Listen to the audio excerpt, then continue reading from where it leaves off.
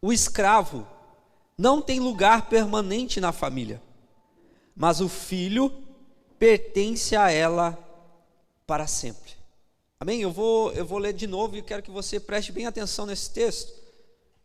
Então, o escravo não tem lugar permanente na família.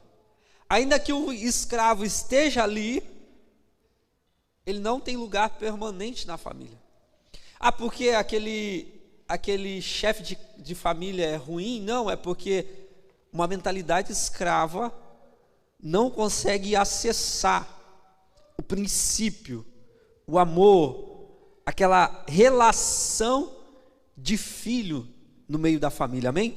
Então, o texto está dizendo: o escravo não tem lugar permanente na família, mas o filho pertence a ela para sempre, amém? Se quiser fechar a tua Bíblia, pode fechar, e nós vamos percorrer aqui dentro deste assunto. Eu quero então intitular esse momento que nós vamos estar conversando aqui com o tema: a cultura da paternidade e seus figurantes.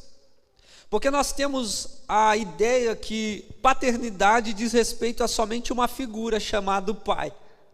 Mas paternidade, ela diz respeito a vários aspectos, a várias pessoas. Amém? Alguém está comigo aqui nessa manhã? Eu sempre vou chamar a tua atenção para você não perder o foco, tá bom? Então, vamos entrar aqui comigo. A arma para nós anularmos essas ofensivas malignas contra a família se chama cultura da paternidade. Porque uma filiação bem resolvida, ela tem autoridade para vencer o maligno e para cumprir o seu propósito nessa terra. Por isso a cultura da paternidade, ela é muito importante, entendemos os seus aspectos. Mas a pergunta que eu faço é: o que é a cultura da paternidade? E eu queria trazer de uma maneira bem simples, resumir o que é a cultura da paternidade, dizendo assim que a cultura da paternidade é a família cumprindo o seu propósito eterno nessa terra. Amém? Alguém entendeu isso? Então é a família funcional, a família cumprindo o propósito eterno de Deus nessa terra. Isso é a cultura da paternidade, e nós vamos entender um pouquinho mais. A cultura da paternidade é Abraão, Sara e Isaac na plenitude daquela família, ouvindo a Deus e cumprindo o propósito de Deus. A cultura da paternidade é Davi ensinando o seu filho Salomão para que ele herdasse o reino e cumprisse o propósito de Deus. Essa passagem de Davi, que já foi falado 2 vezes aqui nessa manhã, ela é muito importante, porque ela nos traz um aspecto a respeito da paternidade. Davi ensinando Salomão nos caminhos do Senhor, até que chegou o momento que Davi agora já estava velho, rei de Israel, e ele tem no coração o plano eterno de Deus de construir o templo, e Deus diz: Davi, não será você que vai construir o templo, mas o seu filho Salomão. E naquele momento Davi não ficou triste, Davi se alegrou, porque este é o papel do pai: trazer valor, trazer propósito, trazer destino para a vida do seu filho, até que o filho receba o legado do pai e cumpra agora a sua missão. Então Davi já tinha preparado todas as ofertas para que o templo fosse construído. Sabe, um texto que me chama muita atenção nessa cultura da paternidade é o de 1 Crônicas, capítulo 28, versículo 20, quando Davi chama Salomão e diz assim a ele: meu filho Salomão, sê forte, corajoso, faze a obra, não temas, porque o Senhor meu Deus é contigo. O Senhor, o meu Deus, é contigo e não te desamparará, até que acabe todas as obras para o serviço da casa do Senhor. Naquele momento Davi estava passando o bastão, Davi estava passando o seu legado para o seu filho, e assim sucedeu. Salomão foi um dos maiores reis, um dos maiores sábios, um dos homens mais prósperos nessa terra. Mas o que eu quero chamar a tua atenção é que quando o pai, ele não está presente de forma física, emocional e espiritual na família, os seus filhos ficam confusos a respeito do seu valor, do seu propósito e do seu destino. Sabe por quê? Porque a figura do pai, ela está altamente relacionada com a presença do próprio Deus no meio da família. A figura do pai, ela simboliza o próprio Deus presente ali. Então, a pergunta que surge aqui no nosso meio é: como está a cultura da paternidade na nossa casa? Como está a cultura da paternidade na nossa família? Será que a cultura da paternidade na nossa casa está como a de Abraão, Sara e Isaac? Será que a cultura da paternidade na nossa família está como a de Davi e Salomão? Ou será que a cultura da paternidade na nossa casa está como a de Elimeleque? Eu não sei se você conhece a história, mas eu quero passar um pouquinho sobre a história de Elimeleque. Elimeleque, ele, tendo uma falsa sensação que Deus o havia desamparado ele agora toma a sua família, Noemi, a sua esposa, Malom e Quilion, os seus 2 filhos, e ele parte para a terra de Moabe. Preste atenção, veja somente isso, eu quero que você preste atenção nessa história. Elimeleque, que habitava em Belém de Judá. Belém de Judá significava a casa do pão. Belém de Judá era a terra da promessa. Belém de Judá era a terra onde tinha uma cultura da paternidade, e agora, porque ele está com uma falsa sensação de que Deus o havia abandonado, ele se levanta e vai para outra terra em busca de uma suposta oportunidade melhor. O que está acontecendo no nosso meio pode ser mera coincidência, mas é igualzinho o que está escrito nessa história de Elimeleque. Pessoas ou paternidades que elas estão meio que desconfiadas de Deus.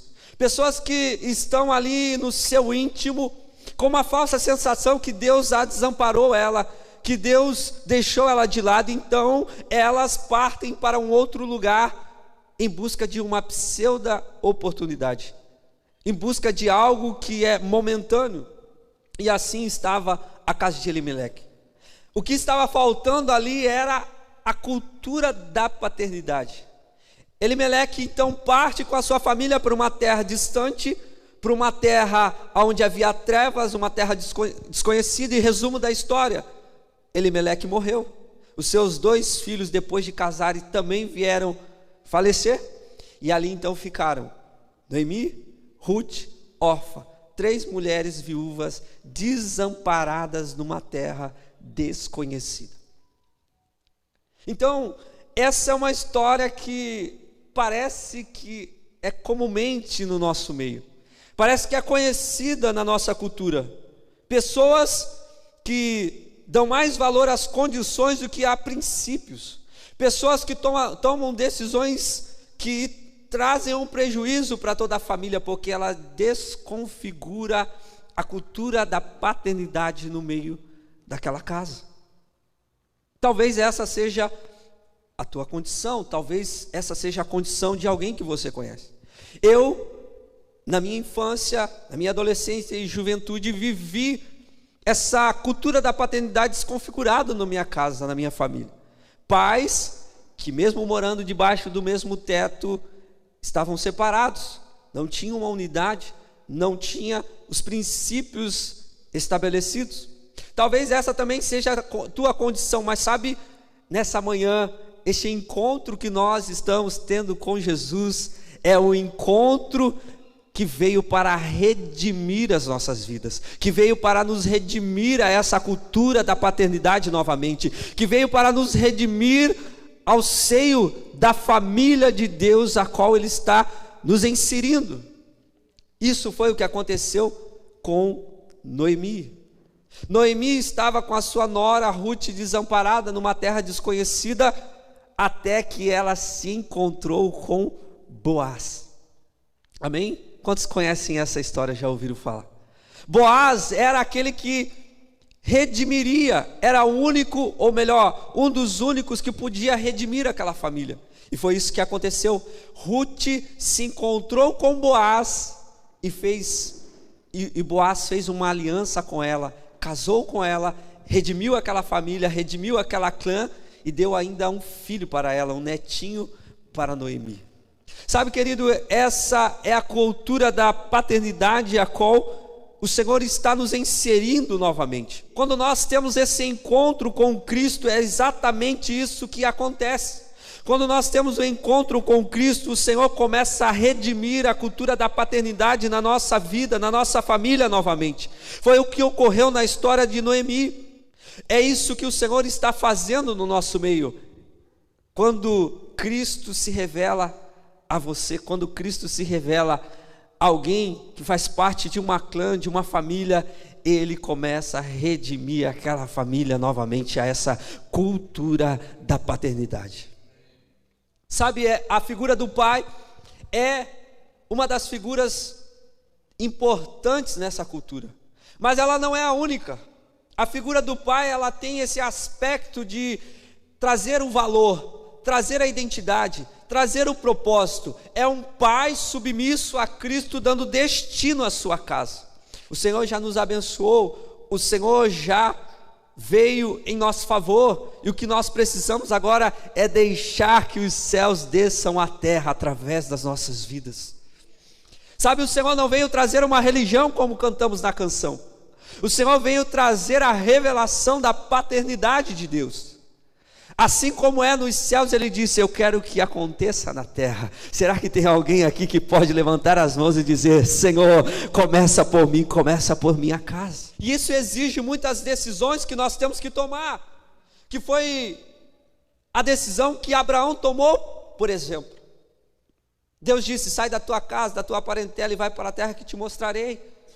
Foi a decisão que Davi tomou de ser um homem segundo o coração de Deus, um homem que tomou a decisão de dizer a Deus: eu quero viver os teus planos, eu quero viver a tua vontade.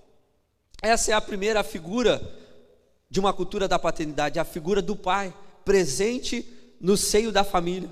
A segunda figura também, de igual modo importante, é a figura do irmão. A figura do irmão, ela traz a revelação na família do próprio Cristo. Quem nunca ouviu a seguinte frase: olá, ainda diz que é cristão. É um irmão que está distorcendo a imagem de Cristo para o outro. Porém, eu e você agora em Cristo Jesus fomos escolhidos e chamados para trazer a imagem de Cristo, a perfeita imagem de Cristo ao mundo, às pessoas. Então a figura do irmão na cultura da paternidade, ela é muito importante. Sabia que se você, pai, obriga um dos teus filhos a cuidar do outro irmão de uma forma brusca, de uma forma meio que obrigatória, aquele filho, ele vai transferir isso para Cristo e vai pensar assim: Cristo fará a mesma coisa comigo. Porque a figura do irmão tem esse aspecto de trazer a referência do próprio Cristo para o seio da família. Então, quão importante é nós conhecermos a figura da paternidade e estabelecermos essa figura na nossa vida. Você pode distorcer a imagem de Cristo para as pessoas, ou pode refletir a perfeita imagem de Cristo. E você é quem decide isso. Se você quer viver a cultura da paternidade, ou se você quer viver a cultura do paternalismo. Eu não sei se você já ouviu a respeito deste tema, mas a figura do paternalismo é a figura daquele que não está submisso a Cristo, daquele que é carnal, daquele que quer fazer tudo com truculência e com força, obrigando o próximo a fazer aquilo que ele quer, aquilo que ele tem em mente, aquilo que é o plano dele. Essa não é a cultura da paternidade, essa não é a cultura do reino de Deus. A cultura do reino de Deus é que nós venhamos entender que nós agora fazemos parte do corpo de Cristo, que nós temos um Pai que nos ama, que nós temos um Pai que, com muito amor, que nos amou, deu o seu próprio Filho em favor de cada um de nós. A cultura da paternidade é uma cultura de amor. A cultura da paternidade é a cultura de liberdade, é a cultura de honestidade, é uma cultura de verdade, é uma cultura de uma família vivendo o plano eterno de Deus. A terceira figura, e não mais importante, é a figura da mãe. Abra um sorriso aí. A mãe é tudo, não é? Mãe, a figura da mãe é aquela figura que supre a necessidade, que traz conforto, que traz ensino, que traz desfrute. A mãe, ela é amável, ela é doce, ela é pura. A mãe é aquela que no dia de domingo faz aquele almoço saboroso e todo mundo senta na mesa e se diverte e come bem. Quantos hoje vão almoçar na casa da mãe para comemorar o Dia dos Pais? Se a mãe ela não sabe o seu papel nessa cultura da paternidade, ela é uma mãe autoritária, é uma mãe controladora, é uma mãe que ela nunca elogia, ela vai bloquear os seus filhos nessa cultura da paternidade. E os filhos, comumente, eles relacionam essa sensação que eles têm a respeito da sua mãe com o Espírito Santo, porque a mãe figura o Espírito Santo, essa relação com o Espírito Santo no meio da família. Então nós vemos muitos filhos bloqueados, filhos que não prosperam, filhos que depois entram no casamento e eles não sabem ser um verdadeiro homem, porque as suas mães o bloquearam a respeito daquilo. Então a mãe, ela tem esse papel, a mãe faz esse papel de transferir para o filho essa comunhão e direção do Espírito Santo. Por isso nós precisamos conhecer cada vez mais essa cultura da paternidade, porque Cristo veio nos levar de volta ao Pai, amém? Cristo veio inserir, colocar, trazer, colocar dentro do seio da família a cultura da paternidade de Deus. Cristo veio nos levar de volta ao Pai, por isso a importância da cultura da paternidade. Uma família madura, intencional, cuidando para que o ambiente seja propício, para que os filhos cresçam, se tornem maduros e sejam saudáveis na responsabilidade da família. Uma família que gera o ambiente para que esses filhos de Deus nasçam, cresçam, se tornem maduros e agora assumam as suas responsabilidades na família. E nós, como igreja, temos esse papel importante de inserir a cultura da paternidade primeiramente na nossa casa, e assim então estabelecer ela, transbordar ela sobre o mundo. As pessoas lá fora, elas estão carecendo dessa oportunidade, elas estão carecendo de uma referência. As pessoas lá fora, e agora nós estamos chegando já na época das eleições municipais, e o que as pessoas lá fora estão encontrando? Elas estão encontrando uma cultura forte daquilo que não é a família, uma cultura forte daquilo que destrói o seio da família. Mas nós, como irmãos de Cristo, nós como filhos de Deus, nós, os escolhidos para implantar essa cultura nessa terra, nós estamos ficando aquém daquilo que verdadeiramente é o princípio, daquilo que verdadeiramente é o valor. Repito, Deus não nos chamou para uma religião.